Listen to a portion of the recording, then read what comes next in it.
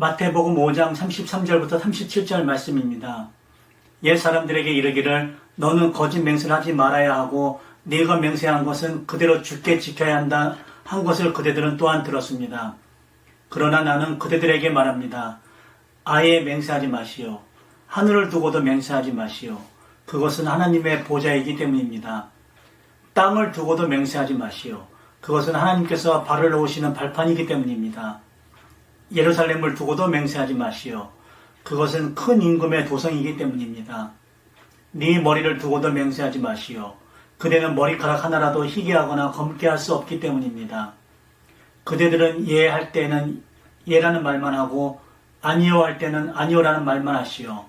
이보다 지나친 것은 악에서 나오는 것입니다. 아멘. 네, 오늘은 청산해야 할 기독교의 적폐 시리즈 설교 5번째입니다. 오늘 설교 제목이 예, 아니요와 같아요 인데 조금 생소한 제목이죠. 이 제목이 무슨 뜻인지 여러분이 보면은 짐작을 하실 텐데요. 예, 아니요는 지금 읽어드린 마태복음 5장에 나오는 말씀입니다. 그대들은 예라고 할 때는 예라는 말만 하고 아니요 할 때는 아니요라는 말만 하시오. 거기서 온 겁니다. 예, 아니요는 거기서 온 건데 그럼 같아요는 어디서 왔느냐? 본문에는 같아요라는 말이 없죠. 근데 짐작이 가죠. 요즘 사람들이 얘기하는데 마치 이 고정된 어미처럼 같아요를 씁니다. 뭐뭐 하는 것 같아요. 뭐뭐 하는 것 같아요. 이렇게 저는 그렇게 생각하는 것 같아요. 저는 그렇게 믿는 것 같아요. 이건 말이 안 되는 겁니다. 자기가 생각하는데 생각하는 거지 생각하는 것 같은 건 또 뭐예요? 게다가 또 나는 그렇게 믿는 것 같아요라니 자기가 믿는다면은 굉장히 적극적인 어떤 마음의 자세고 태도인데 거기다 같아요라는 말을 붙이는 게 맞지 않죠. 어법에 맞지 않는 겁니다. 이거는. 그런데 언제부터인지 몰라도 사람들이 마치 이게 무슨 꼭 거기 붙어야 하는 어미처럼 같아요를 얘기합니다. 뭐뭐 하는 것 같아요. 뭐뭐 하는 것 같아요. 저는 이상하게 그게 굉장히 거슬렸습니다. 그래서 몇 년 전에 제 그 페이스북에다가도 그런 글을 썼더니 많은 사람들이 공감을 하더라고요. 나도 듣기 싫어요. 그거 문제가 많다고 생각합니다. 이렇게 많은 사람들이 댓글을 달았어요. 그래서 저처럼 생각하는 사람들이 많이 있구나. 이렇게 생각하고 그걸 어떻게든지 이렇게 뭐 좀 운동이 일어나가지고 고쳐질 줄 알았어요. 쓸데없이 같아요를 붙이는 그런 어법이 고쳐질 줄 알았는데 고쳐지기는커녕 지금 더 심해지는 것 같아요. 제가 지금 같아요 그랬잖아요. 같아요 이럴 때 쓰는 거예요. 제가 확신하지 않을 때 저는 그렇게 관찰했지만 그게 뭐 통계적으로나 객관적인 사실이라는 확신이 없을 때 같아요를 쓰는 겁니다. 지금 점점 더 심해지는 것 같아요. 이거는 맞는 말이에요. 그런데 나는 그렇게 믿는 것 같아요. 이건 틀린 말이죠. 완전히. 심지어는 공중파에 등장하는 사람들도 말끝마다 같아요를 하더라고요. 더 놀라운 것은 아나운서들도 그렇게 쓰더라고요. 아나운서들도. 뉴스를 얘기할 때는 안 하지만 그 사람 무슨 대담 프로 나왔을 때는 같아요라는 말을 쓰는 거예요. 그 써서는 안 될 때. 그래서 제가 저건 누가 지적하는 사람도 없나? 명색이 아나운서인데 아무도 지적하지 않나 저걸? 아니면 엔진 왔다고 다시 찍어야 될 것 같은데 제 생각에는 뭐 그냥 나오는 거예요. 같아요 그냥 그대로 나와요. 근데 저는 제가 이렇게 지적을 하기 때문이기도 하지만 제가 같아요라는 말을 쓰면 정말 같은 겁니다. 같아요라는 말을 써야 돼서 쓰는 거고요. 저는 말끝마다 같아요를 붙이진 않습니다.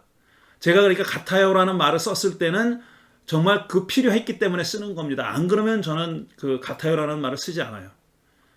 그리고 제가 느끼시는 분도 있겠지만 이게 서술 부분을 길게 하지 않습니다.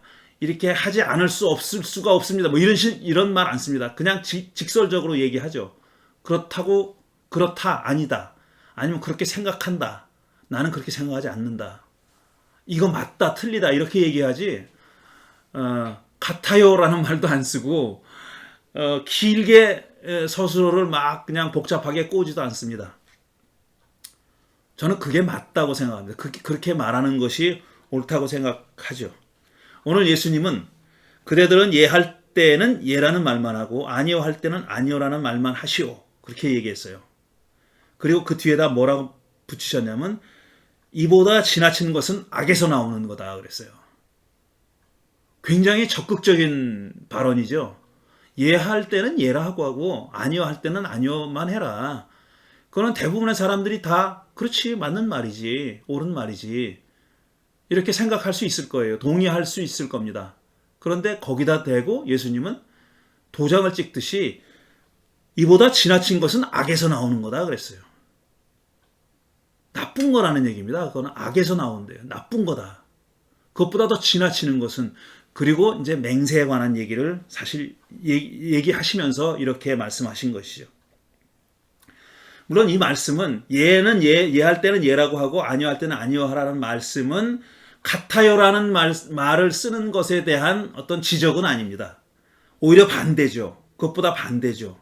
같아요는 굉장히 소극적인 건데 맹세라는 것은 굉장히 적극적인 그런 어법이죠.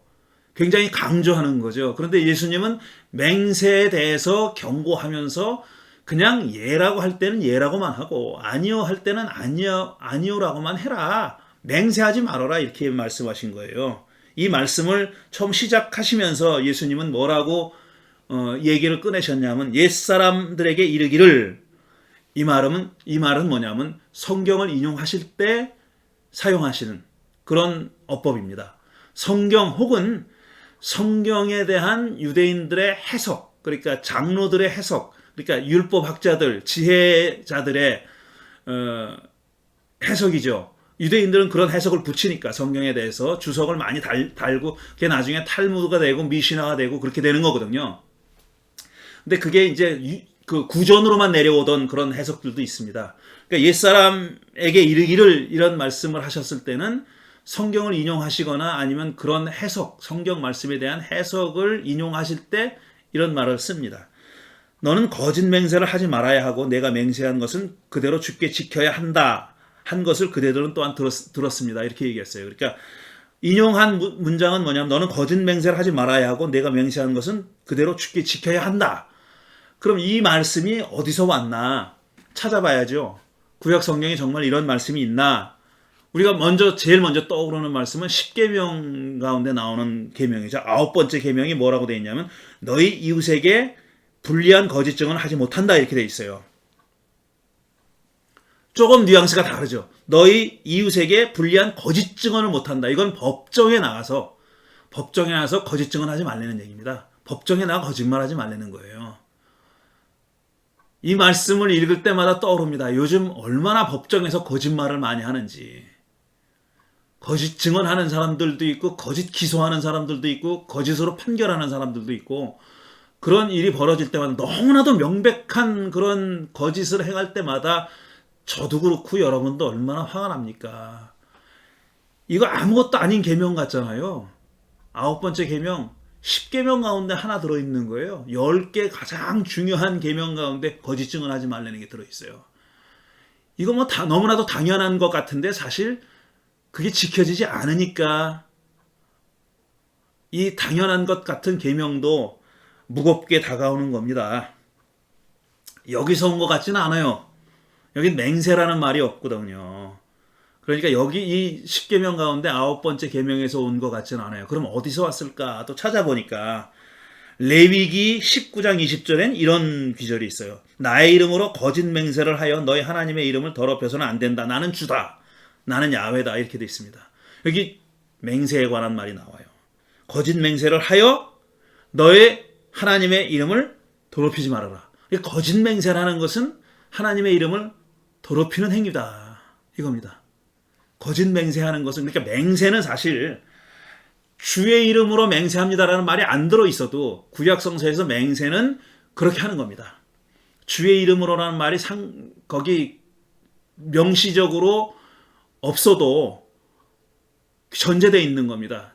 주의 이름으로 맹세하는 거예요. 그러니까 맹세를 지키지 않았다라는 것은, 거짓 맹세를 했다는 것은 주의 이름을 더럽히는 그런 행동입니다. 그 다음에 민수기 30장 2절을 보면은 이런 규절이 있어요. 남자가 주께 서원하였거나 맹세하여 스스로를 자제하기로 서약하였다면 그는 자기가 한 말을 어겨서는 안 된다. 그는 입으로 한 말을 다 지켜야 한다. 이랬어요. 구약 성서는 말을 굉장히 무겁게 여깁니다. 사람이 한 말, 사람이 이렇게 발설한 말, 내뱉은 말의 무게를 굉장히 중요하게 생각해요. 무게가 있다고 생각해요. 그러니까 허튼 말을 하면 안 되는 겁니다. 농담이라도 하면 안 되는 거예요. 말의 무게를 굉장히 중요하게 생각합니다. 그런데 일반적인 말도 그런데 맹세는 오죽하겠어요. 맹세는. 그러니까 남자가 주께 서원하였거나 맹세하였을 때 거의 비슷한 얘기예요. 약속을 하는 겁니다. 서원은 내가 이렇게 하겠다. 약속을 하는 거예요. 그 약속도 사실 주의 이름을 걸고 하는 겁니다. 그 내용이 명시적으로 표현되어 있지 않더라도 그렇게 걸고 하는 거예요. 맹세는 마찬가지고요. 스스로 자제하기로 서약하였다면 자기가 한 말을 어겨서는 안 된다라고 한 거죠. 꼭 다 지켜야 된다. 그 다음에 마지막으로 신명기 23장 21절에는 이런 말씀이 있어요. 주 너희의 하나님께 맹세하여서 서원한 것은 미루지 말고 지켜야 한다. 이것도 미루지도 말래요. 미루지도. 맹세한 건 지키는 건 물론이고 미루지 말고 제때 지키라는 거예요. 그 맹세의 내용에 이미 언제 지킨다는 것이 이미 내포되어 있으니까 굳이 뭐 몇 월 며칠 몇 시까지라는 말이 없어도 누가 봐도 지켜야 할 때 그 시한 안에 지켜야 된다는 얘기입니다. 미루지 말아라. 주 너의 하나님은 반드시 그것을 너희에게 요구할 것이니 미루는 것은 너희에게 죄가 된다 그랬어요. 미루는 것조차도 죄가 된다는 거예요. 아마 예수님은 이런 귀절들, 민수기나 레위기나 신명기 지금 인용한 말씀들을 가지고 지금 이 말씀을 하셨다고, 마태복음 5장의 말씀을 하셨다고 그렇게 짐작이 됩니다. 구약성서는 말의 무게를 이렇게 중시합니다. 한 번 말하면 자기가 말한 것에 대해서 책임을 진다는 것이 전제되어 있어요. 저 사람이 그렇게 말하고 나서 그걸 안 지킬 것이다라는 생각이 없는 거예요. 그 사람들한테는. 그게 당연한 하나의 사회적인 전통이고 관습이고 계명이에요. 지켜야 하는 겁니다. 그렇게. 그 말의 무게가 그렇게 중요하다는 것을 잘 보여주는 얘기가 사사기 11장에 나오는 사사입다의 얘기입니다. 사사입다는 자기 동족들이 와가지고 이제 암몬 사람들이 쳐들어왔어요. 그러니까 동족들이 와가지고 대표자들이 와가지고 입다한테 당신이 나가서 저 외적들을 이 암몬 족속들은 물리쳐 주시오 부탁을 합니다. 그 입다가 막 사양을 하다 결국은 그 부탁을 들어요. 지도자들의 부탁을 듣고 전투에 나가기로 작정합니다. 암몬과 싸우기로 작정한 거죠. 그러면서 나가기 전에 하나님께 서원을 하죠. 뭐라 그러냐면은 저로 이 전투에 나가서 승리하게만 해주신다면, 우리가 승리하게만 해주신다면 개선하는 저를 제일 먼저 맞이하러 나오는 사람이 그가 누구건 간에 그를 하나님께 번제물로 바치겠습니다. 이렇게 약속을 합니다. 맹세를 합니다. 서원을 했어요. 맹세 자체가 잘못된 거예요. 그건 뭐 두말할 나위가 없어요. 사람을 일단 번제물로 바친다는 것 자체가 이스라엘 안에서는 허용된 게 아닙니다. 그런데 사사라고 하는 자가 그 약속을 한 거예요. 아마 그때에는 그 사람을 제물로 바치어서는 안 된다는 계명이 확고하게 자리 잡기 전인지도 모르죠. 제가 그걸 따지려는 건 아니에요.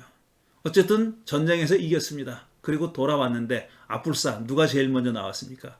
자기 사랑하는 딸이 제일 먼저 자기 아버지를 맞이하러 뛰쳐나온 거예요. 입다는 자기가 맹세한 대로 행합니다. 또 놀라운 것은 그 딸도 아버지가 그렇게 맹세했으니까 그렇게 지켜야 한다고 생각하고 며칠 말미를 달라고 한 다음에 결국은 자기 자신이 번제물로 야훼께 바쳐집니다. 구약 성서는 말의 무게를 이 정도로 생각합니다. 그게 옳다 그러다 당연히 옳지 않죠. 하지만 말의 무게를 그렇게 무겁게 생각한 것만큼은 우리가 부인할 수 없는 그런 사실이라는 거죠. 자, 그렇게 맹세한 것은 지키라고 얘기했는데 예수님은 근데 너는 아예 맹세하지 말라 그랬어요. 그대들은 아예 맹세하지 마시오. 그랬어요. 하늘을 두고도 맹세하지 말고, 땅을 두고도 맹세하지 말고, 예루살렘을 두고도 맹세하지 말고, 심지어는 그대들의 머리를 두고도 맹세하지 말아라 그랬어요. 하늘은 하나님이 계신 곳이고, 땅은 하나님의 발 디딤대고, 예루살렘은 성전이고, 심지어 당신 머리를 두고 맹세하는 것도 안 되는 이유는 당신 머리카락 하나도 검게 하거나 희게 못하지 않소. 그건 궁극적으로 당신 것이 아니요. 그러니까 그걸 대고 그걸 두고 그걸 걸고 맹세한다는 것은 말도 안 된다. 그건 악에서 나온 거다. 이런 식으로 말씀하신 겁니다. 구약성서는 맹세한 걸 지키라고 얘기합니다. 또 적당한 때에 지키라고, 늦지 않게 미루지 말고 지키라고 이렇게 얘기하죠. 적절한 때 지키라고. 그런데 예수님은 그 말씀을 다 무시하고 있어요. 아예 하지 말라고. 아예 맹세라는 걸 하지 말라고 그렇게 못 박듯이 말씀하신 겁니다. 구약성서를 어기신 거죠, 사실은. 구약성서를 넘어선 겁니다. 당연히 율법학자들과 바리새파 사람들은 딴죽을 걸 만한 그런 주장이에요. 네가 뭔데, 당신이 뭔데 맹세하지 말라고 네 멋대로 하나님의 계명을 바꾸느냐. 이렇게 얼마든지 말할 만한 그런 얘기를 하신 겁니다. 그럼 예수님은 왜 그렇게 구약성서의 규정을 넘어서는 그런 말씀을 하셨을까요? 왜 그랬을까요? 상황이 달라졌기 때문이에요. 그 당시 유대 사회의 상황이 맹세한 것은 꼭 지키라는 계명이 주어졌을 때 상황하고 달라졌기 때문입니다. 그러니까 다시 말씀드리면 예수님의 상황은, 예수님이 살았던 시대는 구약성서 시대만큼 그렇게 말의 무게가 인정되는, 누구나 어떤 말을 하더라도 굳이 서원이나 맹세가 아닌 말이라 할지라도 그 말을 했다면 책임을 져야 된다는 의식이 그만큼 지켜지지 않은 겁니다. 말에 대한 책임을 지지 않는 세태, 그게 예수님의 이 말씀 밑바닥에 깔려 있는 거죠. 어떤 사람은 하늘을 두고 맹세한 겁니다. 또 어떤 사람은 자기 것도 아닌 땅을 두고 맹세한 거고, 어떤 사람은 예루살렘을 두고 맹세한 거고, 아니면 자기 소유물을 두고 맹세한 겁니다. 맹세하는 일이 다반사로 일어난 거고, 그게 아주 사회적인 통념이 시대 정신처럼 돼버린 거예요. 그리고 당연히 무책임한 말들이죠. 무책임한 약속이고 무책임한 맹세였기 때문에 예수님이 그걸 하지 말라고 하신 겁니다. 자기가 한 말이 신빙성이 있다는 것을 강조하기 위해서 하지 말아야 할 그런 것들을 하지 말아야 할 맹세를 했고, 걸 수 없는 것들을 걸고 약속을 했던 것입니다. 이게 뭐 옛날 얘기처럼 들리지 않죠. 우리 주변에서도 얼마든지 볼 수 있는 그런 세태입니다. 그래서 요즘은 뭘 걸고 맹세를 하면은, 아, 저는 거짓말 하는구나, 그렇게 생각해도 틀리지 않아요. 대한민국 정치인들 중에 참 기독교 신자들이 그렇게 많은지 몰랐습니다, 저는. 카톨릭 교인도 많고 개신교 신자도 많아요. 근데 그 개신교 신자라고 하는 자들이 하나님께 맹세했고 나는 그런 말 한 적이 없다, 그런 짓 한 적이 없다, 얼마나 우리 귀에 못이 박히도록 듣습니다. 얼마나 자주 들어요. 근데 금방 들통납니다. 하나님을 걸었다고 했던 말이 금방 거짓말이라는 게 들통나잖아요. 그런데도 그 사람들은 그렇게 합니다. 하나님을 걸어, 하나님이 자기 거인 것처럼 마치. 걸어도 되는 거인 것처럼. 아마 돈 1,000만 원 걸려고 그러면 안 걸 거예요. 그런데 하나님이 주장하지 않는다고 네가 임마 감히 나를 걸어라는 그런 벌을 주지 않을 거라고 믿고 그렇게 하죠. 하나님 막 걸어요. 하나님께 맹세코. 그 사람 다 거짓말입니다. 그런 맹세하는 사람은 아 저놈 또 거짓말하는구나 이렇게 생각하시면 돼요. 근데 이렇게만 생각하고 말 게 아닌 게 제가 이런 비교 정말 싫어하지만 하나만 할게요. 여러분 용서해 주십시오. 이 미국의 정치인들과 한국의 정치인들이 뭐가 다르나. 미국의 정치가들도 거짓말해요. 근데 굉장히 조심스럽게 하죠. 그리고 한번 거짓말해서 들통나면은 그 사람은 매장입니다. 그렇기 때문에 조심하는 거예요. 그렇기 때문에 거짓말을 가급적 안 하려고 그러는 거예요. 그 결과가 너무나도 엄중하니까. 그 결과가 너무나도 두려우니까 거짓말 안 하는 거예요. 딴 이유가 아니에요. 그 사람들이 정직해서라기보다는 강제로 정직한 거죠. 그러니까 정직하지 않으면 자기 정치 생명이 끊어지니까. 근데 대한민국에서는 거짓말이 왜 그렇게 횡행하냐. 너무 마음이 좋아. 대한민국 시민들은요 너무 마음이 좋아. 그리고 의뢰 그러려니 하는 겁니다. 그게 의뢰 그러려니 하면 안 되는 거죠. 거짓말 하면은 징벌을 해야 됩니다.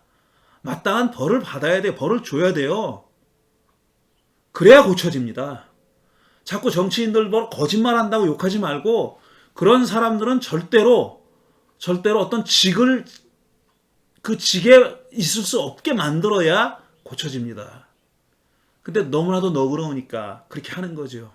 이런 사실을 보면은 대한민국 많은 사람들이 같아요가 어미처럼 붙어 다니는 거랑 너무나도 차이가 나니까 더 화가 납니다. 더 안타깝고 더 화가 나요.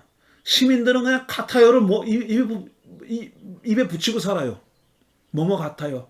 내가 믿는 것 같아요. 나는 나인 것 같아요. 왜 그럴까? 그것도 사회학적으로 분석을 해봐야 되겠죠. 자신 있게 말해서 당할 피해가 두렵다. 책임지기가 두렵다. 그럴 수 있어요. 어쨌든 자세히 분석을 해봐야 되겠지. 언뜻 드는 생각은 그런 거잖아요. 그게 아예 내면화된 거예요. 그러니까 뭐라도 자신 있게 주장하는 것에 대한 어떤 자신 없음, 아니면 그것이 나을 결과에 대한 두려움, 그게 내면화돼 가지고 자꾸 같아요를 붙이는 거 아닌가. 이런 것 같아요. 나는 나인 것 같아요. 나는 이렇게 생각하는 것 같아요. 근데 한편에서는 막 맹세하는 거예요. 막 지 것도 아닌 걸 겁니다. 지 것도 아닌 걸 걸고 막 맹세를 합니다. 절대로 그런 일은 없었다. 절대로 내 말은 사실이다. 하늘을 두고 맹세한다. 이유가 있어요. 거꾸로 돼야 된다고 생각하는 거예요. 거꾸로.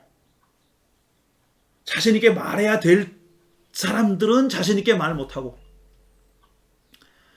그렇게 맹세하지 말아야 될 사람들은 쉽게 맹세하고, 그게 거꾸로 돼야 된다고 그렇게 생각하는 겁니다. 자, 여러분, 종교가 뭐라고 생각하십니까? 여러분에게 종교는 뭐라고 생각하십니까? 여러분의 신앙은 뭡니까? 개인적인 신앙이 있죠. 내가 왜 믿느냐, 내가 왜 종교를 가지고 있고, 내가 왜 기독교 신앙을 가지고 있는지는 개인적인 다 이유가 있을 겁니다. 그런데 인류의 종교, 넓게 봐서 보편적인 종교라는 게 뭘까? 제가 구체적인 얘기를 지금 많은 얘기를 하려고 하는 것은 아니에요. 근데 어떤 사람들은 종교에 대해서 굉장히 좋지 않게 생각하는 사람들은 종교는 정말 원시시대 유물이다. 그건 벌써 기왕이 없어져야 될 것들인데 그게 그냥 관성에 따라서 살아남아 있는 거다. 원시시대에 살던 사람들이 아무것도 몰라서 과학도 없고 의학도 없고 지식도 없고 이성도 발달하지 않았을 때 미신처럼 가지고 있던 습관이 지금 21세기에 남아있는 거다. 21세기에 이르기까지 남아있는 거다라고 생각하는 사람들이 있습니다. 종교는 그런 것이다. 그러니까 언제가 될지 모르지만 결국은 없어질 것이다. 이렇게 생각하는 사람들이 있습니다. 저는 그 생각에 동의하지 않아요. 하지만 전적으로 그게 틀렸다고만 말할 수 없는 이유가 불쑥불쑥 드러나는 우리 종교를 가지고 있는 사람들에게서 보이는 그런 모습 때문에 그렇습니다. 그런 말이 전혀 틀리지만은 않구나 하는 것을 우리가 저는 인정하지 않을 수밖에 없는 일들이 불쑥불쑥 생겨나요. 다시 말씀드리면은 너무나도 원시적이고 좀 말하기도 창피할 정도로 원시적이고 미신적인 일들을 저지르는 거예요, 사람들이. 그것도 교육의 기회가 별로 없이 살아온 분들한테 그런 일이 생긴다 그러면 제가 그러려니 하겠어요. 그나마. 그런데 교육도 받을 만큼 받고 사회적인 책임도 져야 될 만큼 큰 책임을 지고 있는 사람들이 그런 정말 미신적인 원시적인 짓을 할 때는 할 말을 있습니다. 아, 그 사람들 말이 틀린 것만은 아니로구나. 원시시대의 유물이다. 우리 인간의 유전자 속에 지워지지 않고 남아있는 원시시대의 유물이라고 주장하는 사람들의 말이 반드시 틀리지만은 않았구나라고 인정해야 한 그런 사건들이 벌어진다는 거예요. 무슨 말 하려고 하는지 여러분 다 아실 겁니다. 세상에 종이짝 한 장 가지고 있으면 코로나를 예방할 수 있다거나 치료할 수 있다고, 그것도 전 세계에서 가장 큰 교회 목사가 그런 말을 했다는 겁니다. 그 목사는 미국에서 박사학위까지 받은 사람이에요. 멀쩡한 학교에서 공부해서 박사학위까지 받은 사람입니다.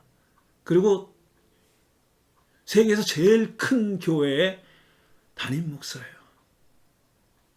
그런데 그 사람이 부적같이 그걸 가지고 있으면은 코로나 바이러스가 침투하지 못한다. 걸린 사람도 낫는다. 그랬어요. 정말 아연실색이라는 말이 있죠. 이건 뭐 화도 나기 전에 어처구니가 없어서 헛웃음이 지어지는 그런 사건입니다. 이 양반이 왜 이렇게 됐을까? 저는 잠깐 생각해 봤어요. 아, 양반 본래 성향이 그런가? 그럼 공부는 어떻게 했을까? 이런 사람이 공부는 어떻게 했을까? 그런 생각이 들고, 아니면은 본래는 이렇지 않았는데 그가 가지고 있는 신앙이 이 사람을 이렇게 만들었나? 그렇다면은 그 신앙을 정말 그렇게 사라져야 할 원시시대 유물이라고 생각하는 사람들의 말이 틀리지 않은 거죠. 기독교 신앙이, 그의 기독교 신앙이 멀쩡했던 사람을 이렇게 만드는 건가? 모르겠어요. 답은 저도 없고 아마 본인도 모를 거예요. 왜 그렇게 됐는지는. 그런데 좌우간 이 코로나 때문에 민낯이 드러난 개인과 집단이 상당히 많은데 그중에 가장 대표적으로 민낯을 드러낸 집단은 한국 개신교다라는 말이 틀리지 않았다고 생각합니다. 종교라는 게 뭔가를 묻지 않을 수가 없죠. 저는 종교를 이렇게 생각해요. 이게 무슨 이론도 아니에요. 종교는 어느 시점에서, 인류가 어느 시점에서 보이는 세상이 전부가 아니라는 생각을 하게 된 거예요. 그런 상상을 하게 된 거예요. 우리가 눈에 보이는 이 세상이 전부가 아닐 수도 있겠다 하는 생각을 하게 된 거고, 우리가 지금 몸을 딛고 발을 딛고 사는 이 현실 세상과 관련이 있는, 우리가 보이진 않지만 어떤 다른 세계가 존재한다. 근데 그 다른 세계가 동떨어서 지 혼자 있는 게 아니라 우리가 지금 살아가는 세계와 알게 모르게 어떤 방식으로든지 연결돼 있고 상호 커뮤니케이션이 있는 그런 우리가 눈에 보이지 않지만 다른 세상이, 다른 현실이 있구나 하는 상상을 하게 된 겁니다. 그리고 거기에 대한 생각을 사람들이 발전시킨 거예요. 계속. 그리고 이 모든 현실을 주관하는 어떤 엄청나게 거대한 분이 계신다. 우리 사람이니까 그분은 인격으로 생각한 겁니다. 그게 제일 낯익은 생각이거든요. 우리 인간들에게. 낯익은 생각이에요. 그러니까 종교가 지금 같은 우리 그 현실 종교라는 것이 생겨나기 전에, 기독교니 불교니 뭐 유교니 뭐 회교니 유대교니 하는 것들이 생겨나기 전에 사람들은 그런 생각을 하게 됐다는 거예요. 아주 오래전부터 인류가 그런 생각을 하게 됐다는 겁니다. 눈에 보이고 만져지는 것이 전부가 아니다라는 생각. 그다음에 우리 눈에 보이고 만져지는 이 현실 속에 보이지 않는 어떤 다른 현실이 스며들어와 있고 그 두 세계는 서로 무관하지 않고 그 두 세계를 주관하는 어떤 커다란 폴 틸링 말을 인용하면 더빙, 존재 그 자체. 뭐라고 불러도 좋아요. 하나님이라고 불러도 좋고 야훼라고 불러도 좋고 다 다른 이름을 불러왔고 사람들은 다른 가지를 치고 새끼를 쳐가지고 지금 우리가 보는 그런 종교가 된 거다 이렇게 생각해요. 저는 그 이전에는 그런 깨달음, 인류가 그런 깨달음을 얻었다. 거기서부터 종교가 시작됐다고 저는 그렇게 생각하는 사람입니다. 근데 그거는 지금 말씀드린 대로 우리가 알 수 없는 세계예요. 알 수 없는 현실이에요. 문득 우리가 체험하기도 하고 문득 어떤 그 느낌을 느끼기도 하고 문득 그런 세계는 이런 것이다 하는 깨달음을 가질 수는 있어요. 하지만 그거를 우리가 정식으로 만들 수는 없는 거예요. 어떤 식으로, 어떤 스테이트먼트로, 어떤 선언으로 만들 수 있는 성격은 아니에요. 근데 우리가 그렇게 만들고 살죠. 우리가 인간이기 때문에 그런 거예요. 근데 우리가 어떤 신앙 고백을 하든지 간에 그 고백하는 내용은 사실상 고백보다 큰 거다. 고백보다 엄청나게 큰 거를 우리가 담을 수 있는 그릇이 작아서 이 작은 그릇에 밖에 못 담는다 하는 것을 알아야 되는 거예요. 그러니까 그런 종교에 관한 얘기는 같아요라고 얘기하는 게 맞아요. 그렇게 얘기해야 됩니다. 이런 것 같아요. 하나님은 이런 분인 것 같아요. 신앙은 이렇게 걷는 게 맞는 것 같아요. 이렇게 얘기해야 돼요. 물론 그렇게 말을 하고 그렇게 생각한다는 의미는 뭐냐면 내가 그렇다고 모호한 어떤 것을 붙잡자는 얘기가 아니라 우리가 붙잡는 게 있어요. 붙들고 있는 게 있고 확실히 믿는 게 있어요. 있습니다. 그건 있어요. 그런데 그 배후에는 사실 그거보다 더 엄청난 현실이, 엄청난 분이, 알 수 없는 분이 거기 배후에 계시다는 걸 늘 염두에 둬야 된다는 거예요. 그리고 우리가 하는 말은, 종교에 대해서 하는 말은 어떤 수학 공식 같은 것이 되어서는 안 된다라는 겁니다. 물리학 공식 같은 것이 되어서는 안 된다는 거예요. 그리고 그 공식에 맞지 않는다고 해가지고 다른 사람들을 쳐내거나 넌 틀렸다라고 쉽게 말해서는 안 되는 겁니다. 종교에 대한 모든 생각과 언술은 서술은 같아여야 됩니다. 이런 것 같습니다. 저런 것 같습니다. 그리고 저는 그렇게 믿습니다. 그렇습니다가 아니라 저는 그렇게 믿습니다. 그런데 제가 적폐 얘기하면서 왜 이 얘기를 하냐면은 우리 개신교 신앙인들은 대부분의 경우 신앙이 무슨 수식인 줄 알아요. 무슨 공식인 줄 알아요. 몇 가지 선언에 맞으면은 그게 바른 신앙이고 그 선언과 벗어나면 잘못됐다고 쟤는 고쳐야 돼. 개조해야 돼. 거듭나게 해야 돼. 심지어는 이따위 식으로 얘기하는 거예요.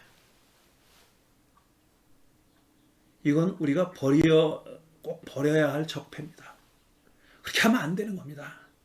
그 누구의 신앙도 우리가 그렇게 폄하해서는 안 되는 것이고 자기 자신의 신앙조차도 내 자신의 신앙조차도 그렇게 확신하면 안 되는 겁니다. 저는 이렇게 믿습니다가 맞고 하나님은 이런 분인 것 같아요. 가 맞습니다. 이럴 때는 같아요를 써야 되는 겁니다.